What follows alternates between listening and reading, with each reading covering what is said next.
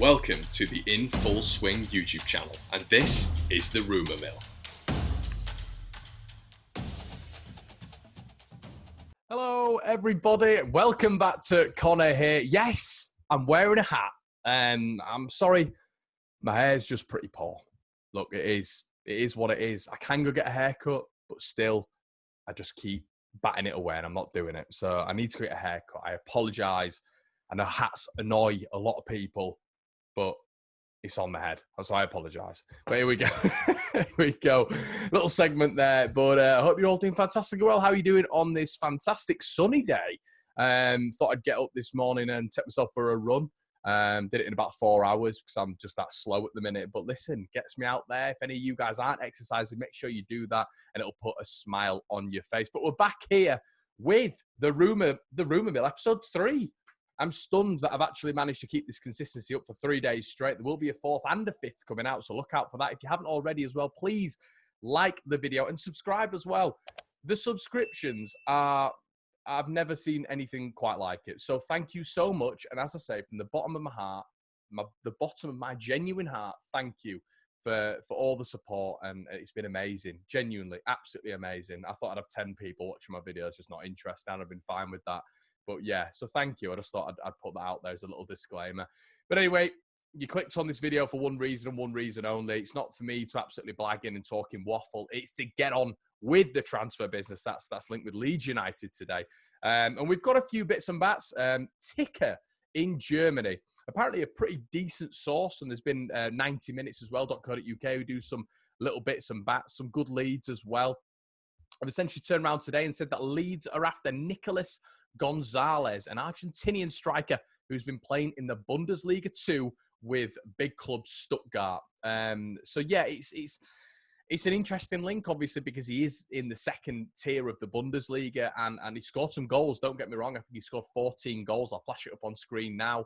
But it's a very interesting link with Leeds. Obviously, Leeds going for the Premier League and having that sort of striker. And don't get me wrong, you can make that step up, of course you can. But maybe Nicolas Gonzalez is someone who I'd expect us to go for maybe in the Championship. I'm not 100% sure. Maybe if we had the pulling power, which we did in the Championship, and we wanted to go after him, he is someone that we could have gone for. Maybe I'm doing him a bit of a disservice there. I've heard a lot of good things, seen a lot of good things online as well. But that's a credible link, and apparently we are looking after him. Apparently we have sort of declared our interest there, according to a fair few decent, reputable sources. The good thing about Gonzalez is the fact that he can play anywhere along the front three, and apparently he's a real hard worker as well. So that's positive, isn't it? The Argentinian link, as we know, is always going to be there with Marcelo Bielsa in charge of the Whites, but I don't really know what to make out of that. I don't know whether or not to start sort of rating the transfer rumours, but it is one of those where we're clearly going out there, we're clearly putting the feelers out for some top European players. Whether or not this guy is a top European player, I'm not 100% sure, but I could be wrong on that factor. There seems to be a few clubs who are sniffing around Nicolas Gonzalez. Not the top scorer in the Bundesliga 2 this season. I think he's about 6 or 7 down, obviously with 14 goals. But, we can play anywhere along the 3. I don't know whether or not he'd be a second striker. I can't imagine he'd be leading the line for Leeds United in the Premier League.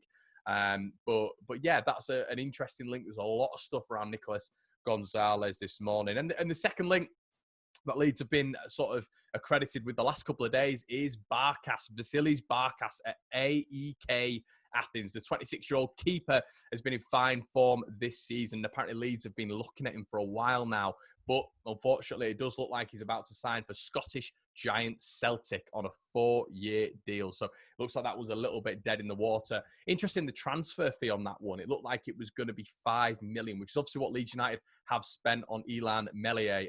Obviously with LA Capriel, Kiko Casillas still within the club. It's going to be really interesting within the next 2 weeks if we're going to see movements on those fronts. Obviously, with Kiko Casillas, a lot of people rumouring and turning around and saying that is not going to be a succession. He's not going to be playing for Leeds United in the Premier League. We're going to have to sit back and wait for that one. I can't see it personally. Do I want to see Kiko Casillas in a Leeds United shirt? No. Quality-wise and sort of morally, really. I don't want to see him in a Leeds United shirt, but that's just how it is. So I think it will be only right for Leeds when we're going into the Premier League to be looking at a goalkeeper, and I genuinely think Leeds are after a goalkeeper, and I think this with Barkas was a credible link. You know, obviously the Herald reporting it as well.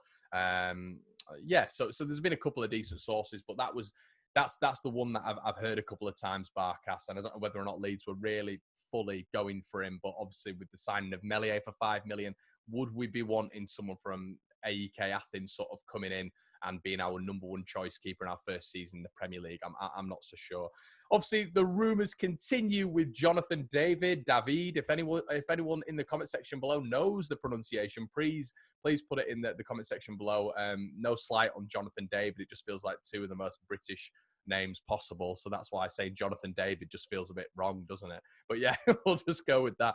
Jonathan David, 27 million. Apparently Leeds have gone for David, which is, I mean, apparently we put that fee in, which is, it's been recognised by a couple of journalists now who work within the field. So, wow. I mean, if Leeds have put that money forward, I've not seen that sort of money in my lifetime, to be quite frank. So, yeah, it would be a huge fee, wouldn't it? An absolutely huge fee. But apparently Arsenal and Manchester United are also interested. But that's what you're going to get if Leeds are going for the cream of the crop in Europe, the cream of the crop around the domestic competitions. You're going to get big clubs also in for it, especially if, you know, Leeds are making noise around the Jonathan David thing. You're going to get other clubs who are asking the scouts, who is this David? Is he a good player? All right, maybe we should follow something up. Maybe we should put the feelers in. The interesting thing as well is regarding the sort of Lille transfer process at the minute. Obviously, they are on the way of selling Osimhen to Napoli for 60 million, which means that Lille have got a hell of a lot of cash to play around with there.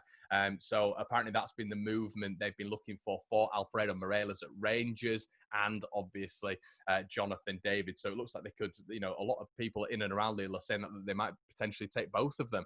But, you know, you doubt that. Obviously, 60 million, you're probably looking at Jonathan David and then maybe enforcements elsewhere in the squad, or Morelos and elsewhere in the squad. But there's a lot of reports coming out as well in the Glasgow Times today saying that Morelos has agreed terms with Lille, which obviously would pave the way for Leeds United and Jonathan David. But obviously, we've seen reports over the last couple of days, maybe that David wants to move elsewhere. But I'm not sure they're 100% credible sources. Anyway, another sort of thing that I wanted to touch on as well, not really transfer, but obviously Adam Lallana has moved down to Brighton, and there has been maybe a little bit of fuss from Leeds fans, and understandably so. Ben White seems to have liked the post of Adam Lallana making that move to Brighton, obviously, you know, making that credible the other day. So, yeah, interesting. Do you read too much into that? Let me know in the comment section below. Do you sort of read a lot into, you know, players like another player's posts? Because, you know, we saw that with JKA, didn't we? When he was coming to Leeds, he started liking posts and there was no smoke without fire, a lot of people said, and they were correct. So, you know, obviously Ben White, very happy for his parent club. He is still part of Brighton's setup. We still have to remember this. He's a Brighton player.